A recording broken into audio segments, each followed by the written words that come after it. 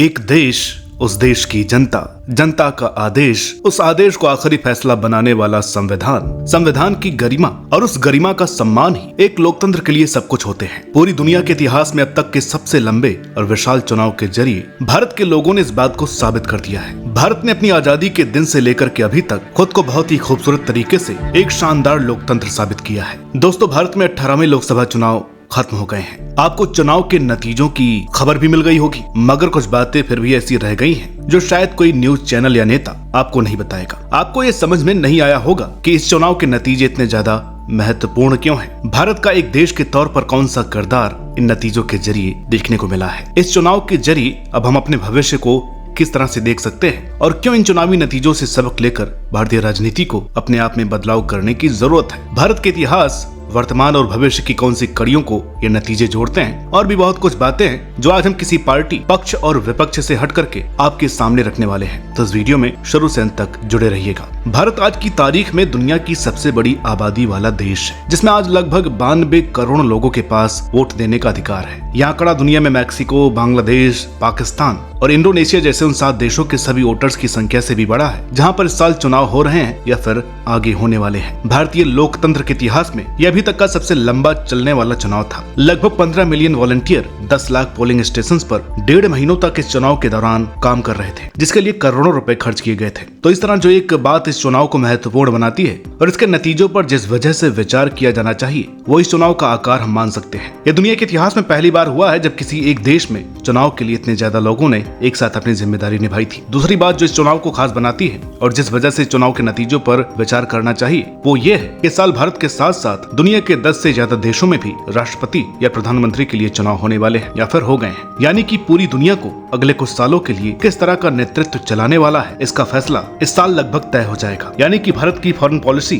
किस देश के साथ किस तरह से आगे बढ़ाएगा, इसका फैसला चुनाव के नतीजे ही बताने वाले हैं। भारत ने अपने राजनीतिक इतिहास में एक लंबा दौर देखा है जब गठबंधन के जरिए ही सरकारों का निर्माण हुआ करता था और किसी एक पार्टी के पास पूरी ताकत देने के लिए भारत के लोगों ने बहुत लंबा समय लगाया था। साल 2014 में नरेंद्र मोदी के नेतृत्व पर भारत ने भरोसा किया था और देश को लोकसभा चुनाव के एक तरफा नतीजे देखने को मिले थे। भारतीय जनता पार्टी ने इस प्रदर्शन को लगातार दूसरी बार भी दोहराया और अपने इतिहास में पहली बार 300 सीटों का आंकड़ा पार किया था। लेकिन अब जब 18वीं लोकसभा चुनाव के नतीजे हमारे सामने हैं, तो पूरी पक्की बात मालूम हो रही है कि जनता ने फिर से गठबंधन का दामन थाम लिया है। एक दल और एक नेता के हाथों में असीमित पावर भारत के लिए अच्छा नहीं है, इस बात को इस देश ने स्वीकार कर लिया है। दूसरी बात जो हमें स्वीकार करने की जरूरत है वो ये है कि एग्जिट पोल्स भारत में सिर्फ गैस वर्क ही होता है, उसमें किसी तरह की साइंस और डेप्थ नहीं होती है। भारत में कोई भी मीडिया चैनल किसानों और कामगारों के पास जा करके, पास बैठ करके, उनसे पूछ करके और उनको समझ करके अपना आकलन तैयार नहीं करता है। इस देश की मीडिया को सिर्फ अर्बन सिटीज के लोग ही समझते हैं। यहाँ के मीडिया प्रभारी और जर्नलिस्ट शहरों में रहते हैं, उन्हें गांव किसानों की भाषा समझ में नहीं आती और अगर आती भी है तो इसका इस्तेमाल आंकड़ों में नहीं होता है, क्योंकि नेताओं को भी खुश करने की जहमत जिनके सर पर होती है। चुनाव के नतीजों के जरिए एक बात जो बार बार स्पष्ट हो रही है वो ये है कि एसी लगे कमरों में बैठ करके भारत का हालचाल और मन की बात का आकलन नहीं किया जा सकता है। उसके लिए जमीन पर उतरना पड़ता है, जिस देश की मीडिया के बस की बात तो फिलहाल नहीं है। इस चुनाव के नतीजों की जो सबसे बड़ी ब्रेकिंग न्यूज रही है वो ये है कि राजनीति में कुछ भी हमेशा के लिए नहीं ठहरता है। कोई भी मुद्दा, कोई भी व्यक्ति, कोई भी दल, कोई भी झूठ और कुछ भी राजनीति में हमेशा एक तरफा परिणाम ही देगा। ये सोचना सबसे बड़ी बेवकूफी है जो उत्तर प्रदेश के नतीजों से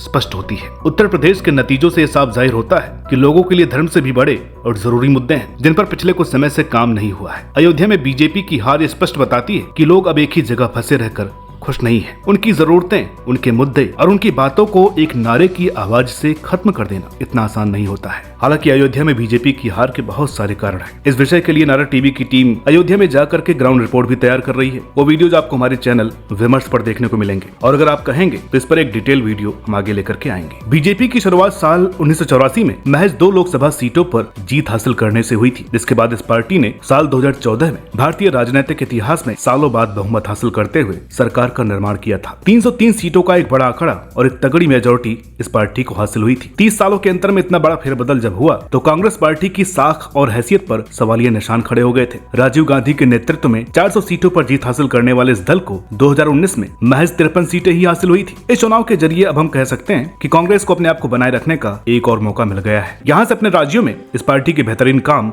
भविष्य में कांग्रेस के सभी नेताओं के लिए संजीवनी साबित हो सकते हैं। इसलिए चुनाव के नतीजों को भारतीय राजनीति में एक पार्टी के अच्छे कमबैक के लिए भी महत्वपूर्ण समझना चाहिए। अगली जो बात है वो ये है कि इस चुनाव ने भारतीय राजनीति में कुछ छोटे नेताओं और पार्टियों को भी फर्स्ट फ्रेम में आने का मौका दिया है। भारतीय राजनीति में अब इस चुनाव के बाद डायमेंशन बढ़ गई है। कोई भी बड़ी पार्टी किसी एक या दो छोटी पार्टियों के बगैर उसके नेताओं को नाराज करके अगले 5 सालों तक तख्त पर खुद को बनाए रखने की स्थिति में नहीं है। अखिलेश यादव और नीतीश कुमार के अलावा आंध्र प्रदेश और उत्तर प्रदेश के साथ साथ पश्चिम बंगाल के कुछ छोटे बड़े दलों और नेताओं के लिए ये नतीजे एक नए युग के आरंभ की तरह है, जहां से कुछ नई पारियां शुरू हो सकती हैं और कुछ नए और गहरे अलायंस हम अगले कुछ समय में देख सकते हैं। तो ये कुछ बातें जो साल 2024 में हुए दुनिया के सबसे विशाल चुनाव के नतीजों के जरिए हम समझ और सीख सकते हैं। बाकी अब बात आगे करते हैं कि जो गठबंधन अगले 5 सालों के लिए सरकार बनाएगा उसको किन बातों और किन मुद्दों पर ध्यान देना चाहिए। देश ने चुनाव के नतीजों के जरिए अपनी किन जरूरतों को नेताओं से साझा करने का प्रयास किया है। भारतीय राजनीति में सबसे ऊंचे तख्त पर बैठे लोगों को जो सबसे पहली बात समझने की जरूरत है वो ये है कि भारत के लोगों को मूर्ख बनाना और बनाते रहना अब 2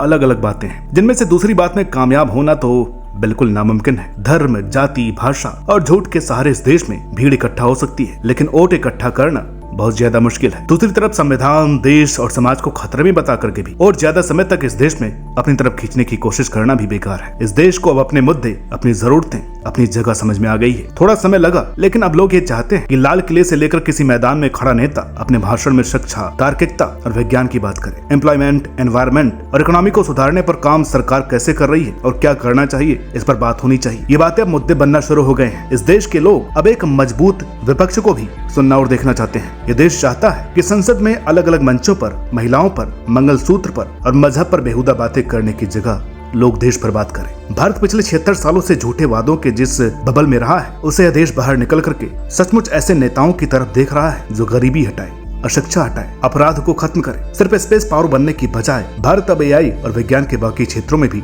महाशक्ति बनना चाहता है। भारत के लोग चाहते हैं कि इस देश में इनोवेशन एंड क्रिएटिविटी, रिसर्च और बाकी टेक्नोलॉजी के क्षेत्र में भी बेहतरीन काम किया जाए। लोगों को स्किल्ड बनाने लायक शिक्षा व्यवस्था तैयार होनी चाहिए। भारत को विश्व गुरु नहीं बनना है, क्योंकि आज की दुनिया में ऐसा कुछ होता ही नहीं है। एक देश पूरी दुनिया को सब कुछ सिखाने लायक नहीं बन सकता है। हम पूरे विश्व को सिर्फ सिखाना और समझाना नहीं चाहते हैं। हमें स्वीकार करना चाहिए कि भारत को दुनिया से बहुत कुछ सीखने समझने की जरूरत वो समय बीत गया है जब दुनिया इस देश से सब कुछ सीखा करती थी। अब भारत को सीखने की जरूरत है। भारत को जापान, जर्मनी और चाइना से सीखना चाहिए कि बदतर हालातों से निकल करके कुछ ही दशकों में सुपर पावर किस तरह से बना जाता है। भारत आज की तारीख में स्कैम्स और स्कैंडल्स का हब बन गया है। भारत के कई राज्यों में सेक्सुअल हरासमेंट और रेप एक आम बात हो गई है। भारत खुदकुशी और बाकी बहुत सी अलग अलग बातों के लिए दुनिया के नक्शे पर सबसे ऊपर आता है। हम पूरी दुनिया में दवाइयां भेजते हैं, लेकिन भारत के लोगों के पास अपने इलाज के लिए सही दवाएं और सुविधाएं नहीं है। हम दुनिया भर में अपने कपड़ों और खाने के लिए फेमस हैं, लेकिन हंगर इंडेक्स में हमारी हालत बहुत से गरीब देशों से भी खराब है। ऐसी बहुत सी बातें हैं जिन पर ध्यान देने की जरूरत है और उम्मीद है कि चुनाव के नतीजे भारत के लोगों को ये सब कुछ हासिल करने में मदद करेंगे और नेताओं को भी इन नतीजों के जरिए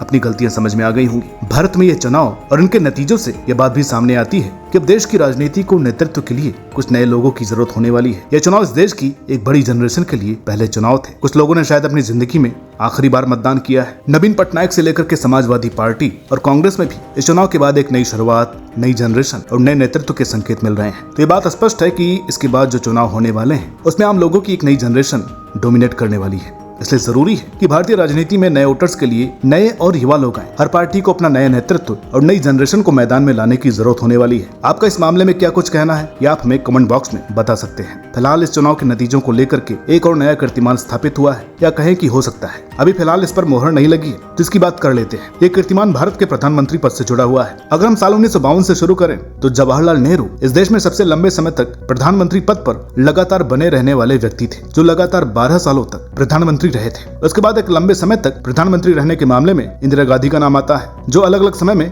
10 से ज्यादा सालों तक प्रधानमंत्री पद पर रही थी। अब ये मौका नरेंद्र मोदी के पास है कि वो गठबंधन के सहारे ही सही मगर ये कीर्तिमान अपने नाम के साथ जोड़ सकते हैं। भारतीय राजनीति की एक खूबसूरत एलिट लिस्ट में शामिल होने के लिए प्रधानमंत्री मोदी फिलहाल एक कदम दूर है। नरेंद्र मोदी को एक कीर्तिमान स्थापित करने का मौका मिलेगा या नहीं, कौन किसके साथ मिलकर के सरकार बनाएगा, इस पर फिलहाल अभी कुछ कहा नहीं जा सकता है। आर्टिकल लिखे जाने तक देश के दो बड़े दल 238 और 232 सीटों के साथ गठबंधन के सहारे सरकार बनाने की तरफ देख रहे हैं। दोनों ही दलों को 50% से भी कम वोट मिले हैं। चंद्रबाबू नायडू और नीतीश कुमार के फैसले पर फिलहाल पूरी बात टिकी हुई है। वो जिस तरफ जाएंगे उसी की सरकार केंद्र में बनेगी, ये तय माना जा रहा है। तो दोस्तों, आज की इस वीडियो में बस इतना ही। अगर आप अयोध्या पर वीडियो चाहते हैं तो कमेंट करके बताइएगा, और वीडियो अच्छी लगी हो तो प्लीज लाइक करें, शेयर करें। चैनल पर नए हैं तो प्लीज इसे सब्सक्राइब करना ना भूलें। मिलते हैं आपसे अगली वीडियो में, तब तक के लिए नमस्कार।